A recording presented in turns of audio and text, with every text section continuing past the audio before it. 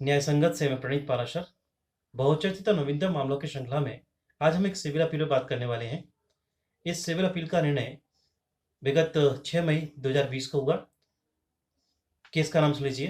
Trilokinath Singh appellant versus Anirudh Singh respondent. Civil appeal number 3691/2010। फिर से नाम सुन लीजिए। Trilokinath Singh appellant versus Anirudh Singh respondent.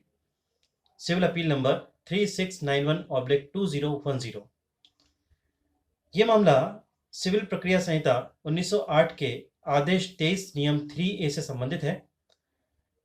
इस नियम में कहा गया है कि यदि पक्षकारों के बीच कोई समझौता डिग्री पारित हो जाती है, जिसके अनुसार यदि पक्षकारों के बीच कोई समझौता हो जाता है और उस पर डिग्री पारित हो जाती है, तो पक्षकारों में से कोई भी पक्षकार, एक पॉइंट टर्म है जिसपे ये विवाद हुआ है, जिसमें पक्षकारों में से कोई भी इस आधार पर चुनौती नहीं दे सकता कि समझौता कि ऐसा जो समझौता है जिस पर डिक्री आधारित है वो विधि सम्मत नहीं था या झूठ बोलकर किया गया है।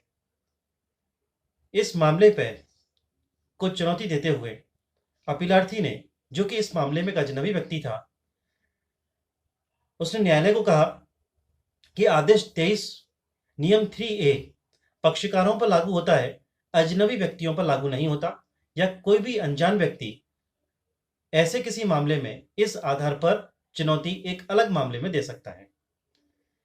अतः समझौता पर किसी अनजान व्यक्ति द्वारा कार्यवाही के लिए एक अलग मुकदमे में चुनौती दी जा सकती है। तो न्यायालय ने कहा कि नियम 3A में प्रावधानित है कि समझौता डिक्री पर कोई स्वतंत्र मुकदमा इस आधार पर दायर नहीं किया जाएगा कि समझौता वैध नहीं था। इस पर आगे माननीय सर्वोच्च न्यायालय की न्यायपीठ, जिसमें जो 2 सदस्यीय न्यायपीठ थी, इसमें जस्टिस AM खानविलकर और जस्टिस अजय रस्तोगी जी ने निर्णय दिया, और निर्णय देने से पूर्व उन्होंने ये जानने की मंशा की कि आखिर आदेश 23 में नियम 3A को लाने की मंशा क्या रही है।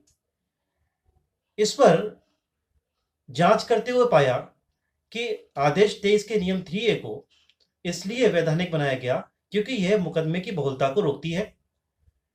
साथ ही जो समझौता है वो पक्षकारों में जो पक्षकार हैं समझौते के लिए आते हैं, वो एक सौहार्दपूर्ण तरीके से न्यायालय में आते हैं, लिखित समझौता करते हैं जो कानून रूप से वैध है, और उनकी ओर से यह कार्य एक स्वैच्छिक कार्य है। न्यायालय ने अपील खारिज करते हुए कहा कि समझौते पर पारित डिक्री को एक अलग मुकदमे में चुनौती देने के लिए CPC का आदेश 23 नियम 3A के तहत रोक की कार्यवाही अजनबी पर भी लागू होती है, अर्थात अजनबी भी आदेश 23 नियम 3A के तहत जो मामले का पक्षकार नहीं है वो चुनौती नहीं दे सकता।